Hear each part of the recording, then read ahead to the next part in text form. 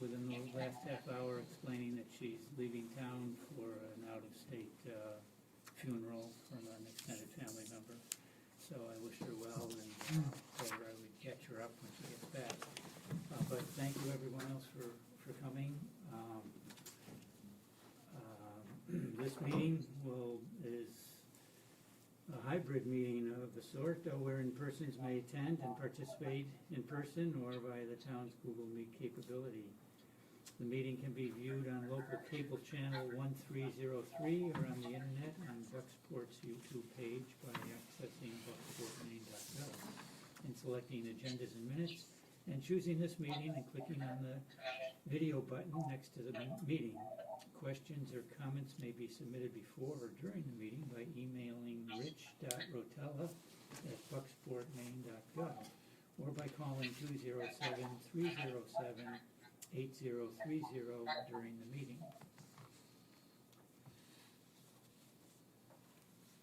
So, with that taken care of, let me go immediately then to a couple quick announcements. I mentioned Susanna's not here. Let me ask the question that I was asking you a moment ago, Rich. If we break into subcommittees, do they have to be public meetings notified, or can we meet in subcommittees in what I'll call a private way? I don't need the answer instantly, but I'll get clarification from the town manager. okay. I apologize for sending so much material to you a few days ago. I have more material. I didn't send it all, but tonight's meeting I had envisioned would primarily be a general discussion of where we are and what we're doing and ideas on how to proceed from this point on. We welcome Jenna here as the Regional Resilience Coordinator, and let's take a quick look at the proposed agenda and ask if you have any revisions or alterations to it. Not that I can think of. I'm good. Everybody okay with it? Then thank you. The minutes of the last meeting, It's my fault. I forgot to type them up. okay. Do you have notes to be able to type them Yes. up? Okay. So would you like to take care of those and, let's see, minutes for the current meeting? Are you Yes, trying to take notes for this meeting as well? yes. If I get in the habit of it, it'll be better than Okay. sometimes doing it, sometimes not doing it. Then I know, Fine. like, every time that, So we could do last meeting's minutes and this meeting's minutes, approve them at our next meeting. yes. Good, great, that's wonderful. And now it would be your turn, Jana, to update us. Oh, let's see, I did send out, I did ask, excuse me, Ashley Krulik, and she said that we anticipate opening the next round of applications in early March with an application deadline in early June. That's the only information I have. Do you have any other information, Jana? I don't. That's what I was going to offer, that things got pushed from their original timeline where it was supposed to be opened this month and be due in May because they've been late in getting the awards for the previous round.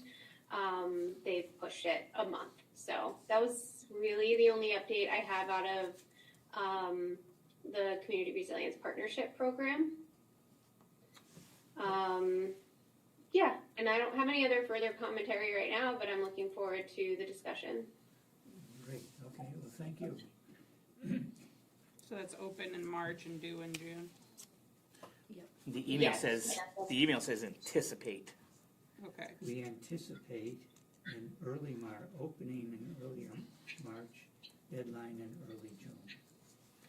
Are we now?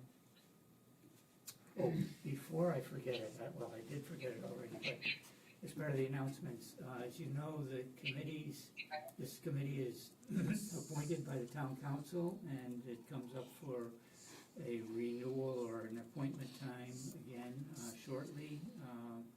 And so I believe committee members need to communicate with the town clerk if you want to continue to be on the committee. The only person she hasn't heard from is Suzanne. Oh, okay. Everyone else has already responded in the affirmative. Oh, wonderful. Is there a problem with this makeup on this committee, from what we were talking about earlier? No, everybody here resides in Bucksport. Right, but I didn't know if there's a number. Remember She that- asked the same thing. It wasn't set up Okay, similar to other committees that the council would set up, so no number was clearly defined. okay, It's not clearly outlined, the asking, mission, yeah. the goal. yeah. It's not a standing committee. and so, Correct. Like even my role as a counselor is not required as participation. I understand. We did talk about it extensively, the difference between a committee and a board. Oh, I How see. they things are gonna be just, Yeah, so essentially, once this runs its course, if the committee would like to proceed forward, it would then need to get standing like the Conservation Committee or the Cemetery Committee and be appointed. And I'd probably recommend it being considered a board and not a committee. Committees typically have 3 counselors, and boards typically have 1, or they don't have to have any like the Conservation Committee. the discussion was basically about the inconsistency of the makeup of the different boards and committees here, and trying to get some, even resident versus, Citizen. citizen. The one would be a resident, you had to be a resident, this one had to be a citizen. All that, he's working on getting all that uniform, so it's very nice. Okay. That's why I wanna make sure as we went forward that we had that discussion about this one particularly. Well, let me express my appreciation to everyone who's here for volunteering to be on it for some additional time. According to the town clerk's letter to me, it's a 3-year term, but No. That's an error. I did some I was clarification gonna with say her it's today. not It's yearly appointments. fine, good. But I'm glad that we're all together as we are, and let's see what we can do. That brings us then to the matter of the business of the meeting. Now, I've made a suggestion for the topics that we might consider. I'm not adamant that we have to follow my suggestion. First, let me ask if anyone has any questions about the application that we did submit to the Island Institute Fellowship Program. It was supposed to be filed online. The online submittal system did not work, but I was able to email it as a PDF document, and I believe that I sent it to everyone. So you've seen it. There were some changes. I got some good feedback from people and recognized a few weaknesses in it that I think I straightened out more or less okay. I did get one additional piece of feedback, which I did not send to you. Let me read it to you because it's very short. It's 1 or 2 sentences. Hi, Ralph. This is from Lisa, the person to whom we submitted the application, Lisa Millette at the Island Institute. Thank you for sending the application as a PDF. I have skimmed it and found it complete. I asked her if everything was there. I will follow up with any questions around mid-February and have our final selection in early March. Looking at your application, I have a hunch the review team might want a slightly more detailed version of your goals and activities section. Something to think about while we review. Thanks so much, Lisa. So, a little piece of feedback is we might want to do think about additional detail to our goals and activities.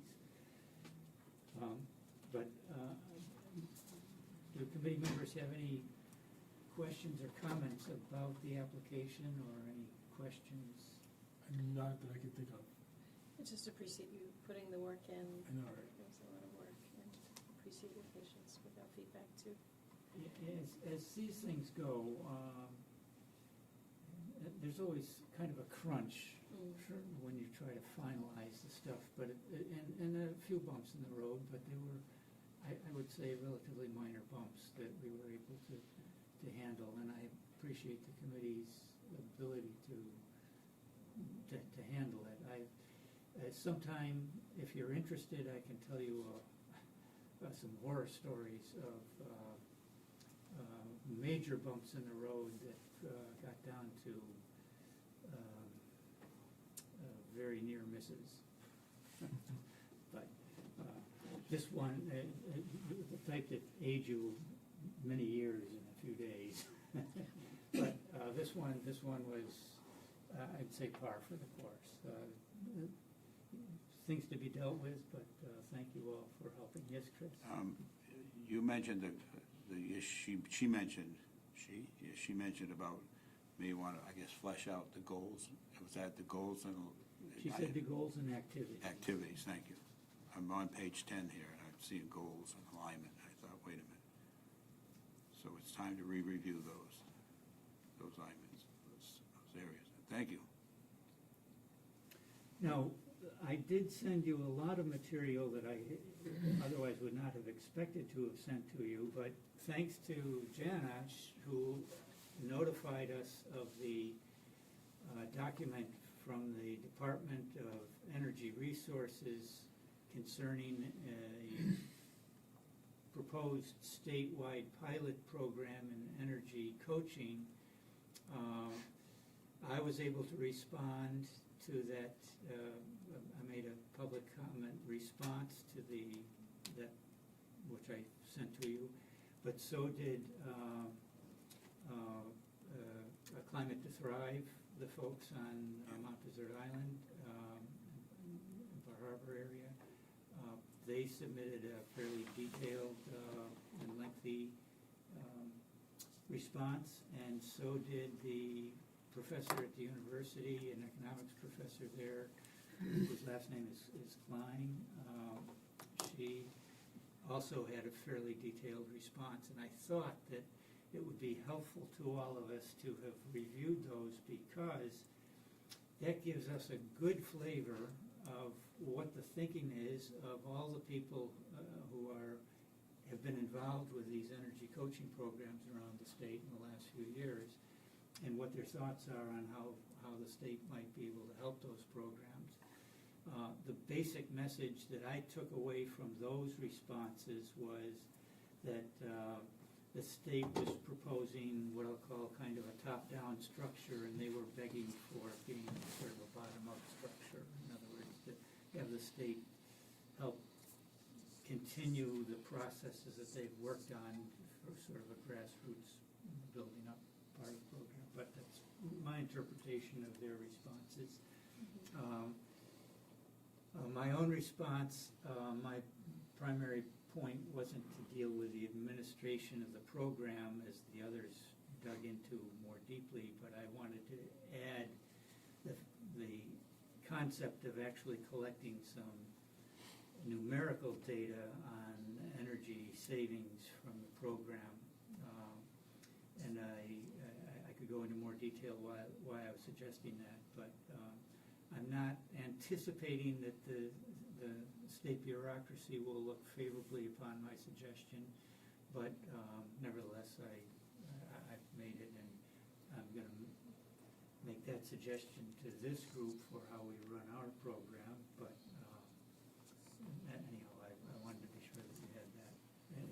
Any comments or questions on the state proposal for a pilot energy coaching program?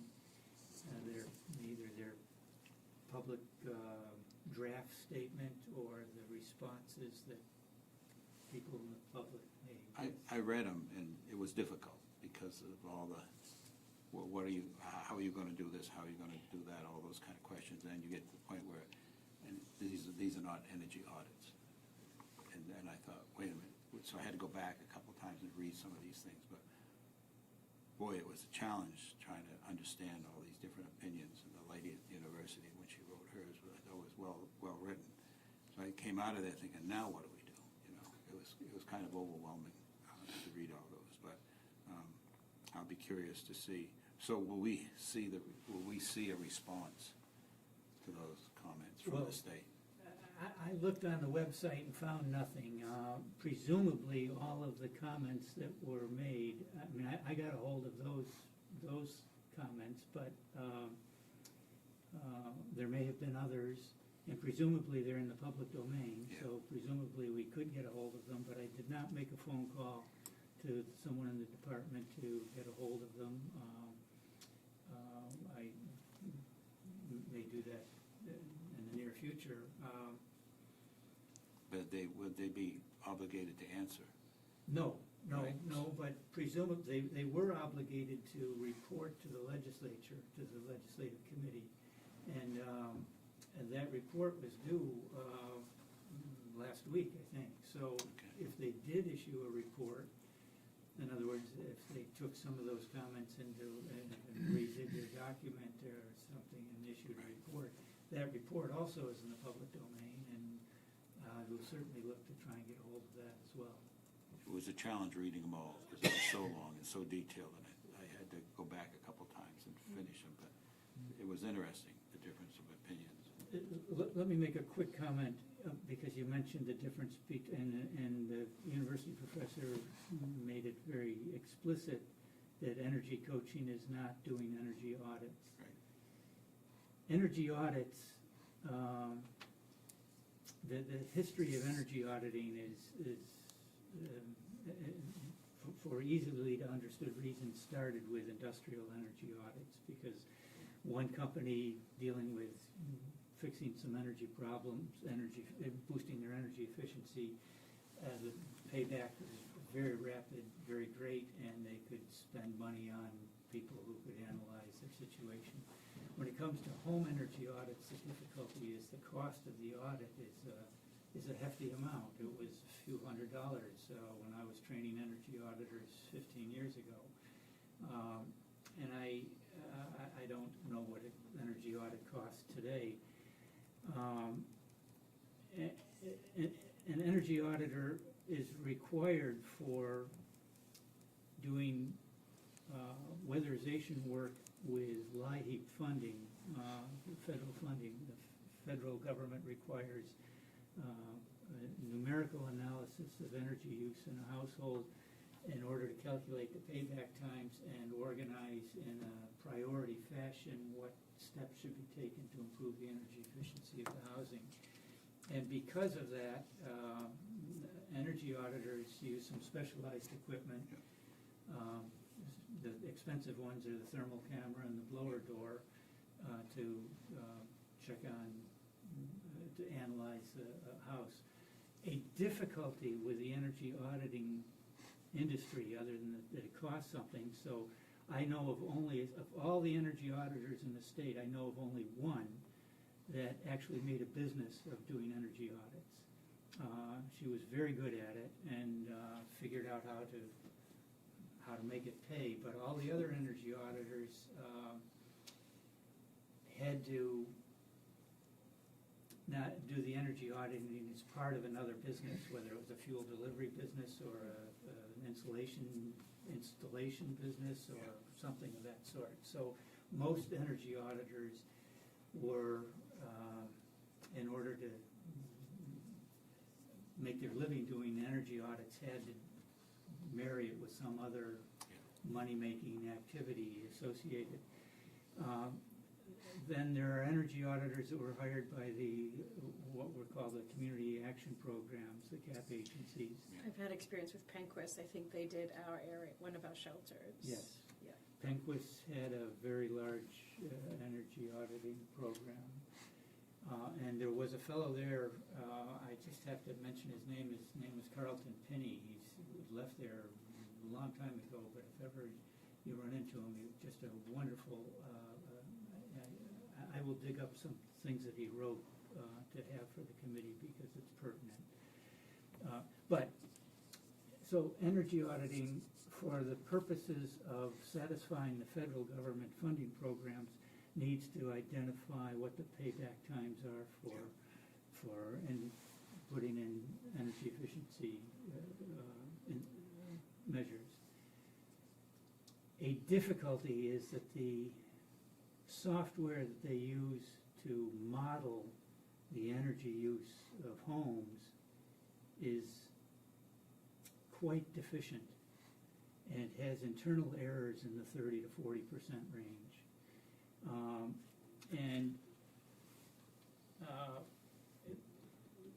The result is that some of the errors tend to cancel each other. So when the energy auditor calculates the energy use of a building, and they actually have the data that shows what the actual energy use was by the fuel bills and the electric bills and so forth, if they come within 10% of the right answer through the model, they consider they've done a good job. They've tried to tighten that up, but not understanding where the problem was, they tried to tighten it up by improving the precision of the measurements. So instead of looking at a wall and saying 15% of that wall are windows, you have to measure every window to within a quarter of an inch, which it does no good.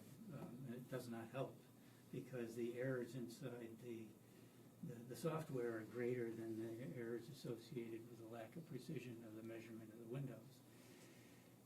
I've been trying to help correct that problem, but it's very difficult because institutionally so much has been built on the software that everyone uses. It's free software, which is why it's built into equipment that vendors sell when they sell you a package. You plug in the numbers and get a reading. They use the free software that the government provides. I've had occasion to be in a room full of people from around the country learning how to train energy auditor trainers, and the most fascinating part of that conference was the conversations that took place informally between the sessions in which different people from different parts of the country explained which vendors' equipment they liked better because they gave a little bit better answers. And I realized immediately that the different vendors from different parts of the country altered the, we'll call the fudge factors in the programming. So, okay, I've gone off the deep end with this conversation, but energy auditing, the way it's done for the purposes of the federal funding, involve some expensive equipment. The energy coaching is providing information and recommendations to get professionals in to deal with whatever the professional thing is. I'm hoping, and the reason why I was suggesting that energy coaches collect some data is it's possible to collect some data quickly, easily, and inexpensively to do at least as good a job as the energy auditors can do in determining the energy use of a building. And I'd like to expand upon that, and I actually would like to find additional sources of funding to do that. I doubt the state pilot program would incorporate it, just because I know how the bureaucracies work, and that would be scary to them. I think it would be worth our trying it, but we'll see. We're not likely to be funded to do that unless I find some separate funding to do that specifically. Okay.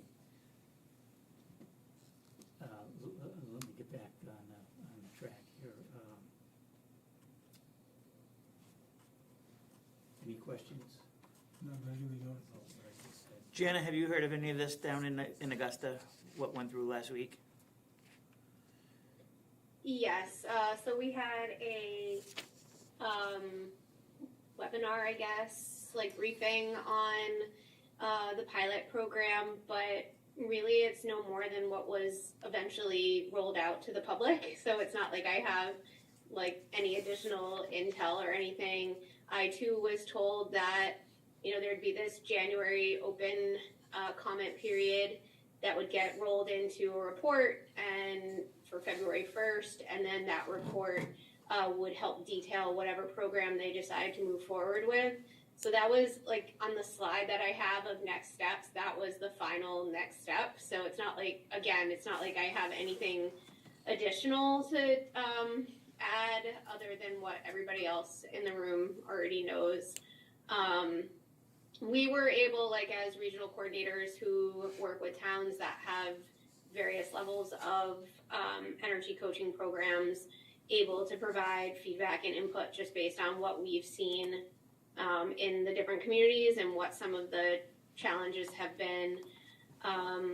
So, I mean, nothing like mind-blowing or anything like that, but, you know, I do feel like they've done a pretty good job of getting the word out there on these different programs and trying to collect feedback. Now let's see how they are able to take everything that they've heard and actually create a program that's going to work. Interesting. Thank you.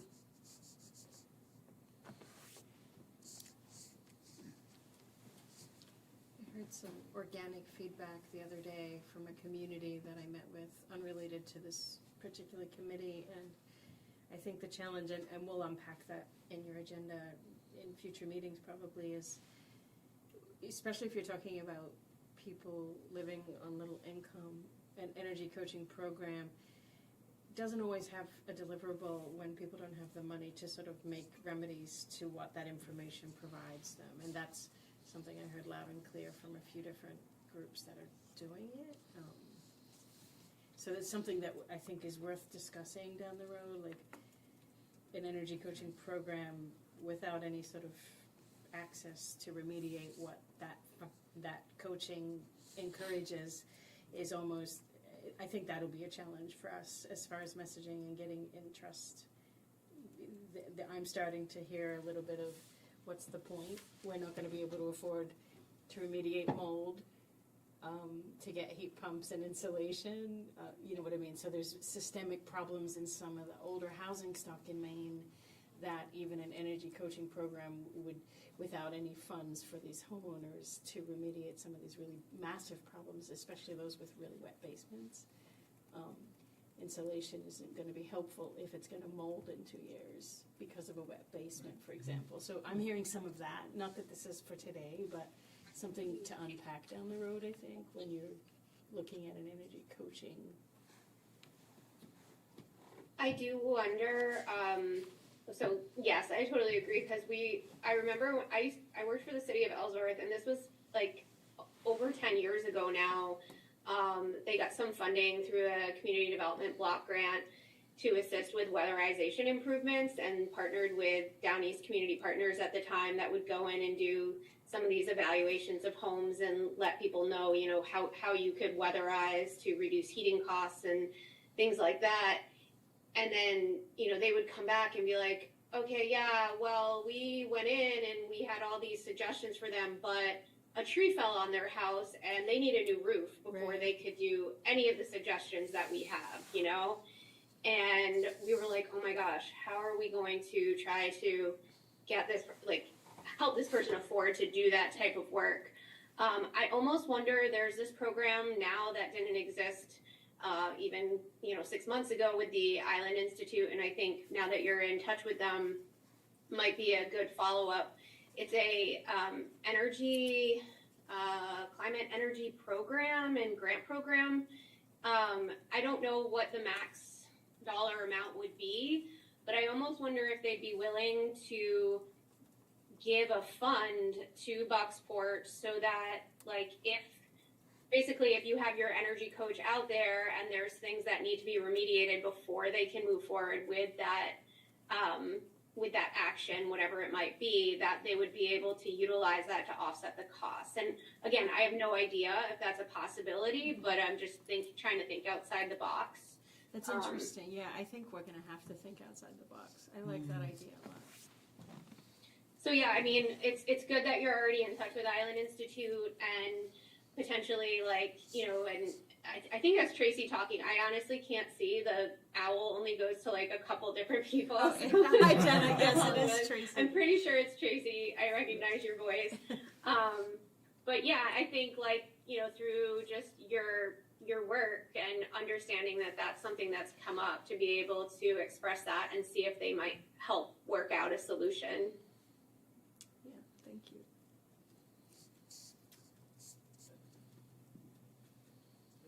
that same problem occurs with the LIHEAP program and the weatherization Yeah, I bet. work. You are not allowed to weatherize a house that has a leaking roof. Or, Right. Interesting. And some LIHEAP funds can be used for replacement housing. I ran a program to train people on how to build houses, and one of the features of the program was we built some houses, and we coupled that with the housing replacement program, and did get some families into replacement houses. The fellow whose name I mentioned was heading that role at Penquist at the time, and he explained to me that the need, the people who were able to get replacement houses represented about 1 or 2% of the people who needed replacement houses, and that's an obvious Yeah, yeah. So, yeah. difficulty. But, It's just yes. good to have, I think, on our radar, because Yes. I feel like that will come up more than once. And one of the other things that the professor mentioned in her response, and that I heard directly from Pastor Remick, was that a major problem that we need to anticipate is the reluctance on the part of those members of vulnerable populations to accept, let alone ask for Yes. any assistance. And so that's a major barrier to us succeeding in reaching the target populations that we've identified we'd like to reach. Yeah, on the surface, I feel like partnerships with NPOs that have those trust relationships already. I mean, Bucksport Bay Healthy Communities is dissolving, but similar orgs that have some sort of trust relationship with some of the residents. And specific to that trust relationship, I said to Pastor Remick, I said, Peter, you've been in the community for a long time. You're well known in the community. You have a solid position, even an official position in the Public Safety Department. You've run a couple congregations. You're well trusted. And he said even so, he believes that he is able to reach only 10% of the people that he'd like to reach. I would say that's been my experience running a homeless shelter too. We provided navigation services for a year, or actually it's now up to 2 years, and not every client accepted it. Yeah, it's interesting, yeah. Well,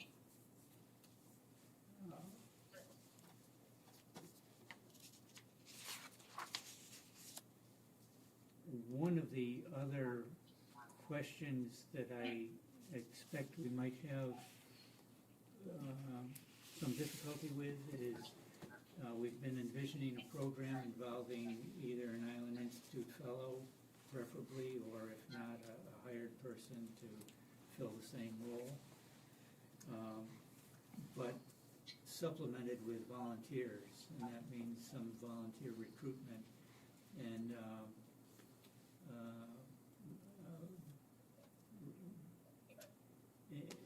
providing that portion of the program, I'm anticipating will have its own special difficulties also.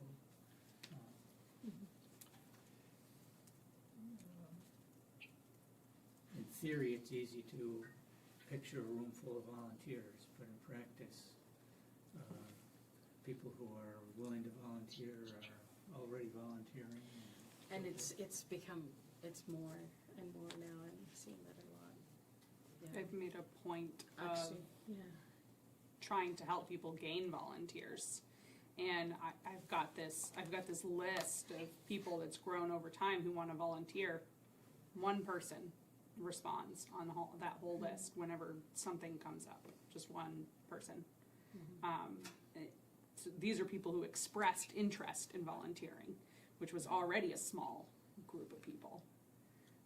I mean, I think it's a pretty decent sized list, but even that is Mhm. just one person response. I like that we're identifying potential barriers, so we can sort of put our heads into solvable mode once we Right. sort of go through the grant application. Yeah, I think that's gonna be a big one, because wasn't that one of the impetus for Bucksport Bay Healthy Communities Coalition, was just the volunteer workforce piece wasn't Yes. as robust as it had been in prior years. Right. Yeah. Ralph, I have a question. Yes. Your last comments that led into this volunteer issue, was that in relation to what we originally called F3? Is that part, are we still on the original program here? And remind me what F3 Well, was, is that the it was a general, vulnerability assessment? yes, of the entire town. Was that what this is referring to?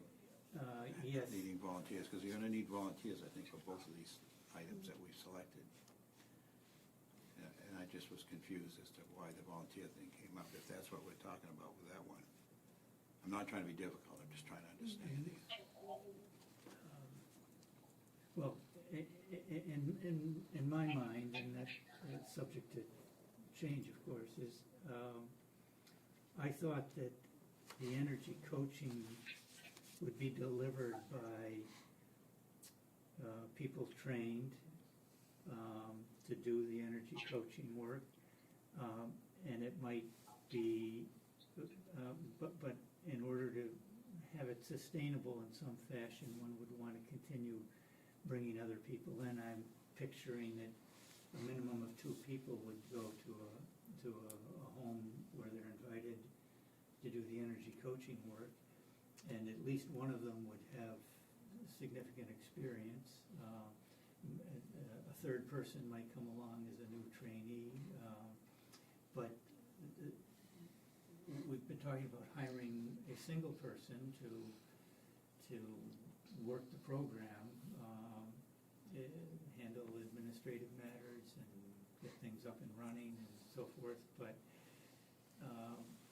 I think that we have to have additional people to actually be on the ground doing some of the work, and that would be volunteers, unless there's another source of funding to Right. pay for additional people. The criteria we identified, I think it was F3, which was the general assessment, I believe, The vulnerability assessment. vulnerability assessment. My thought was that was gonna be part of the Island Institute's responsibility if we brought somebody in to do that. But you seem to indicate that maybe we need more than one person to do that assessment, vulnerability Okay. assessment. Where we are on the vulnerability assessment is, we got some information, and Jana brought us some information that, of vulnerability assessments that have been done by consulting companies in other communities. And our thought there was the vulnerability assessment itself would likely be contracted out to Okay. a consulting company that knows how to do that. Yeah. Now, Okay. we would be responsible for knowing what questions we want answered by Okay. that assessment, Yeah. so that we can properly inquire of them, what will it cost to do an assessment that would give us this kind of information, and I think we have to be able to specify what information we're looking for. Thank you, I understand better now. Don't be surprised by my confusion, it's traditional here. Well, But I do appreciate that explanation, it helps me understand better. so this is a committee, and the committee works by drawing upon the attributes that we all bring to it. I'm aware that I'm talking too much in this particular meeting, but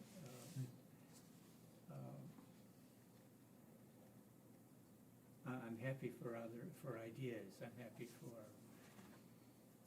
suggestions on how to proceed and what direction to proceed in.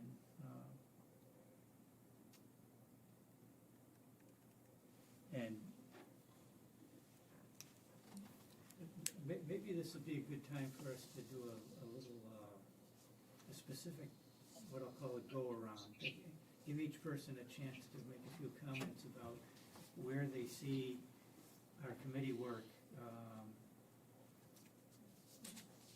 what the state of play is at the moment, and where we're going from here, and what you'd like to see.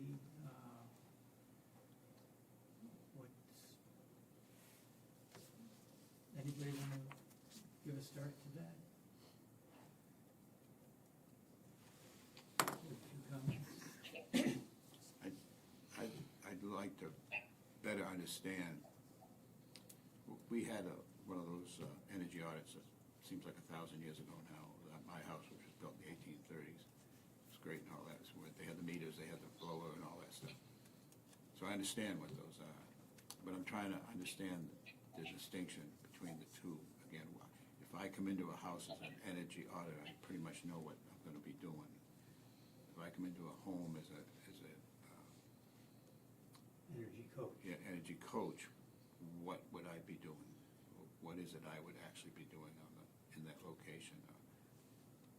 I mean, the details of how that information, can be worked out later. But what would be my goal? What would be my idea as I went into that home with those folks, and what would I do? You've been involved in these, I take it, before, right? The energy coaching. So, Well, no, I haven't. I've never done energy coaching. I've trained energy auditors, I've done Okay. energy auditing. And that's why the responses to the draft that the Department of Energy Resources put out, I thought very helpful, because I get the flavor that energy coaches are information delivery people. to direct them to whatever those solutions are then. Presenting information, presenting ideas, gotcha. presenting information about rebate programs. Sure. Information about what things cost, Okay. what types of activities have the quickest payback time. In Yeah, other words, okay. what things to concentrate on doing. Gotcha, thank you. So I think of it as an information delivery program. Mhm. I've been thinking of having this, of us calling this Energy Coaching Plus. And the plus part is, yes, we want to deliver the information about how to help reduce the energy costs of their house. But if we've gotten over the barrier of getting to someone's home and are engaged in a conversation with a resident, to me, that's a golden opportunity to not only give them information about reducing energy costs of their home, but things that deal with, that's also related, home safety and health and safety, and other municipality functions, that information about how the town functions and what services it can provide, what services they're providing. I'm thinking of the program that you were heavily involved with, where some folks came in, the Red Cross came in and had pointed out that they would provide, they had a program to provide smoke detectors for people. Well, if I'm in need of a smoke detector, knowing that there's a program, that somebody might be there available to give me a smoke detector, that would be a help. So I've been thinking that if it's an information delivery program, let's make sure that we're giving them information about what to do if you're having a problem with it being too cold or too hot, or you need a warming station or a cooling station.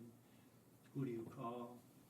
A little more than putting a brochure inside the door and walking away, right? Right, Yeah. right. The human contact, the personal relationship communication is going to be, I think everyone agrees, is more effective than a poster on the wall. But the information that might be on posters is well, I'm sorry. No, thank you, you're right, thank you, I appreciate it. I thought I'd ask. And I've already mentioned, I'd also like to see driving it towards some experimental work and improving actual measurements of energy use in the house, but and it's a tricky one because, I mean, if we can slip that in, fine. If we can't, we don't. And only by permission. I mean, it's something we don't take data from a person's house without their explicit permission.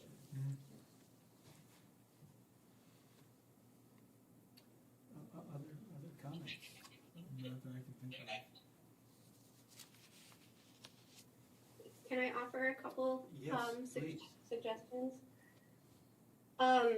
So you're the Island Fellow. I know that you are thinking of them more in just like an administrative role, but just from having one at Hancock County Planning Commission a couple years ago, they do have the ability to do a lot of research and be able to come forth and deliver on some of the questions that you have right now. So what I'm thinking, like if you need to make the activities and tasks section of your application a little bit more robust, I think that you don't have to have them hit the ground running like the second they walk through the door and starting to administer this program. I think they could help with program setup.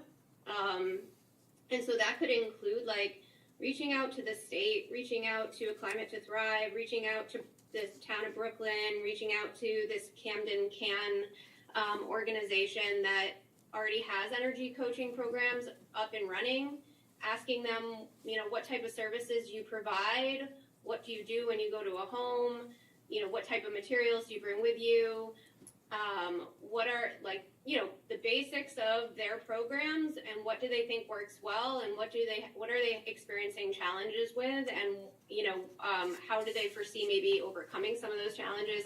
So it's, you know, doing a lot of this research that you all are talking about right now for you, so you don't have to kind of spin your wheels and be thinking about it. You can put that on this individual and they could report back to you with a lot of that information so that you could make some decisions on how you want to set up your program. So I think, you know, I wrote down like what will work for Bucksport, and then for this committee, like to be able to then say, okay, here's a list of nonprofit organizations that work with some of the community members that we want to try to serve through this program, because they're not going to know that. So if you all can point them to those organizations, maybe even make introductions to the different point people at those organizations so that they could sit down and have conversations with them and just say, you know, if we were to offer this program, what do you think your clients or the people that you work with would be needing? What would they want? At that point, you all could already have in mind what you would want to offer and see if that would be something that they think would be of benefit to the people they're working with. So I guess like really taking the time and in setting the program up in a way that you think it's going to best impact the community in Bucksport through doing some of this research and using that Island Institute Fellow to do some of that work for you. And so that's like what my thoughts are on the Island Fellow and that part of the program. The social vulnerability assessment, my thought too is like that could run contingent or at the same time as this individual is trying to set up the program, so that like, you know, they could get feedback, come to you, you could start running the program, let's say year 1, and then year 2, once you have the results of the social vulnerability assessment, maybe you reassess and go back to the program and say, okay, like based on the results of this social vulnerability assessment, maybe we should make the following adjustments, because now we know like who our focus groups are, we know where there are gaps, those types of things. So it really helps better inform the program, and then the idea is like hopefully at that point the state might get their stuff together when it comes to this pilot program, and maybe there will be more funding to extend the energy coaching program in your community so that you can, you know, really kind of, you've already had a couple years or a year under your legs, and then you could really like start continue it, I guess. So those were just some thoughts I had as you all were talking, recommendations. You don't have to take anything I say. I'm just trying to if for the purpose of the grant application, trying to tell the story of how these two projects are interconnected and how they'll work together, while also giving that Island Institute fellow a little bit more work to do and to try to make them feel more invested in the project. Because if they walk away from this, they could really say, I helped inform this program, and then I helped lead it, and then I was able to assess it after a certain amount of time, given this vulnerability assessment. So I think the Island Institute would like all of those things. It really does provide professional development for the person that's coming to work with you all. And then lastly, I just want to say that I will share with you this packet that the Department of Energy Resources put out on home heating reduction and different ways that homeowners can engage in that. And some of them are low to no cost. And maybe just at the bare minimum, and I'm just kind of speculating, but if the Island Institute or whoever goes into these homes, even if somebody was very reluctant to any of it, at least they could be like, okay, well, here's a packet on how you could reduce your home energy costs or your heating costs or something like that, and they can leave them with that, and that's that, So I'll stop talking now. Do you have, what form is that packet in? Is that something that is downloadable from their website, or? It was shared with me via a link to their website, and I can try to find it right now. I have so many tabs open. I'll find it, and then I'll just forward it to you. Okay, thank you. Mr. Chair, I just wanted to let you know I have that previous commitment right at 7, so I just want to let the group know if I get up at 7 and we're still going, Okay. I have another Zoom thing going on in about 15 minutes after that, so I don't Okay. want to be rude. Let's talk about what we want to do between now and our next meeting and when we should have the next meeting. Can I just, is it okay to just, I appreciate what Jenna said about the Island Institute, and I think that's really helpful, Jenna. I didn't want to just cut you off on Yeah, that, I because agree. I felt like that was super helpful, and I Yeah. hope that's how we put the Institute Fellow to use. Right, I for agree. sure. Sorry. Yes, no, thank you, Jana, that's great. Any other quick comments on what Jana has said?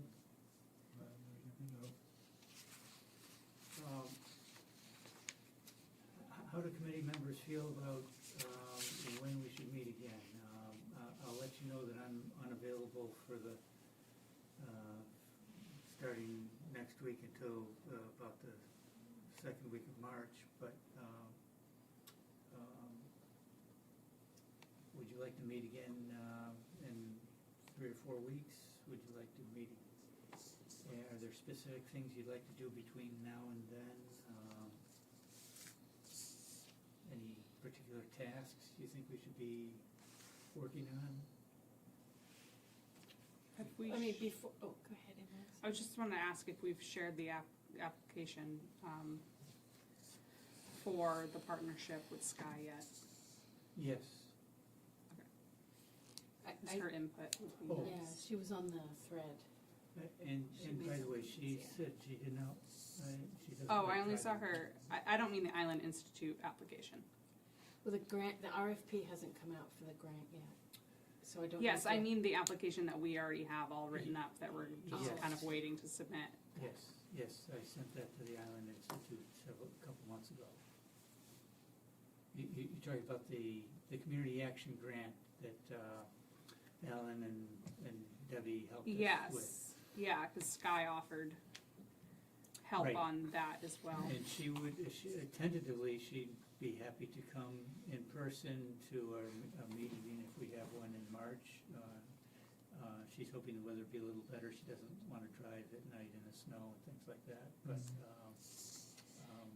that is something that, thank you for reminding me. She did Sorry, I offer. misunderstood you. She did offer to do that, and on behalf of the committee, I've accepted her offer, except we hadn't nailed down a specific time. it might have been earlier than now, except that we got involved with the Island Institute Fellowship application, which took our time and attention. And I asked her if she wanted to be at this meeting, but, and I think she picked a good meeting to miss, since from her point of view, if it starts snowing before she gets home, she'd be happy to not be driving through it.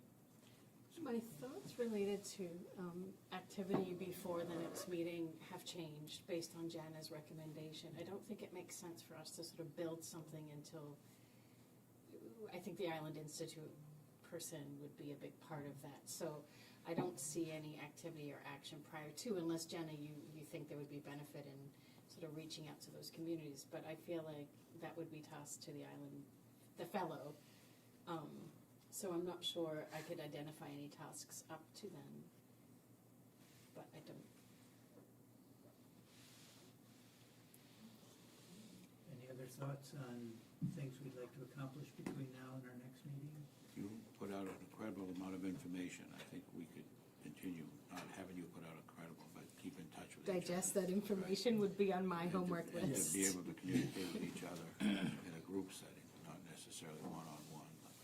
But that, you said you wouldn't be available until when again? Well,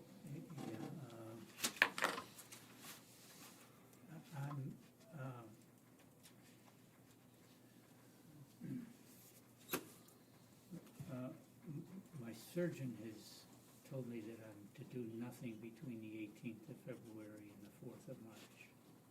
Well, if we stuck to our schedule, the 5th of March would be the next scheduled meeting. I don't think we need to push it that, That's a Thursday. March 5th is a Thursday.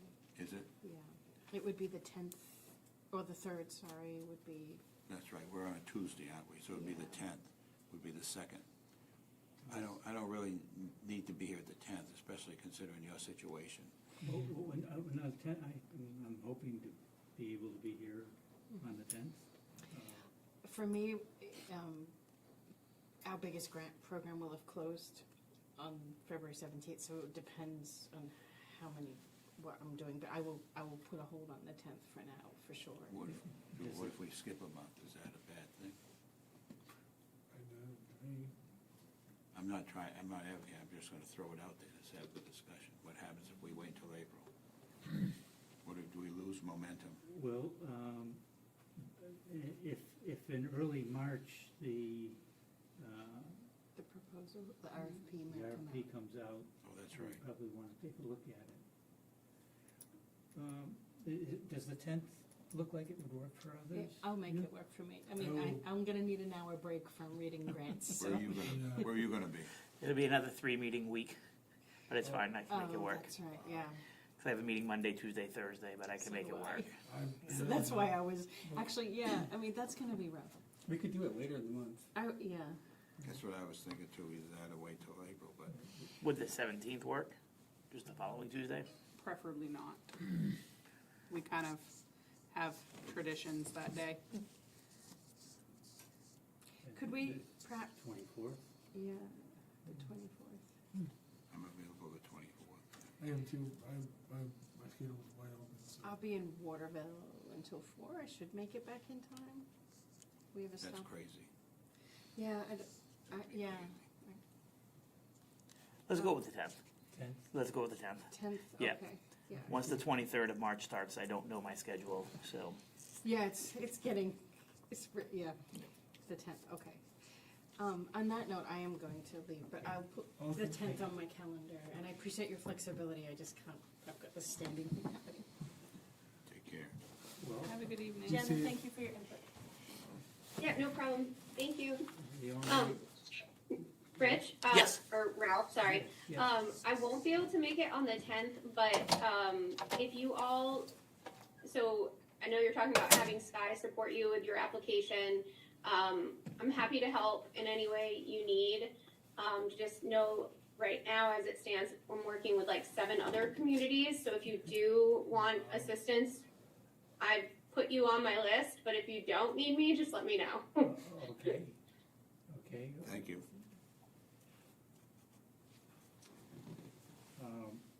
Thank you. Yeah, of course. Do we have any evaluative comments about the meeting? What went well, what could be improved? Everything went according to plan? I have, Yes, Peter?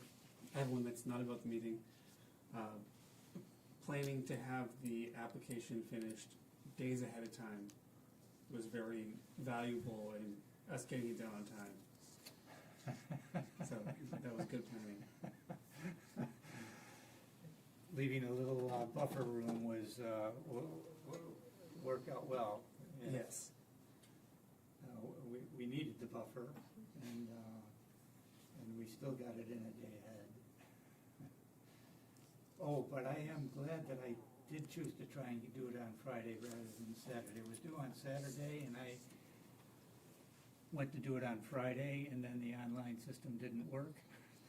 So I was able to call, and she was in the office, so I worked out an alternative method to get it in. And I waited till Saturday, and she wasn't in the office and wouldn't have known that the system didn't work. I'd have been pretty stuck. So, yes.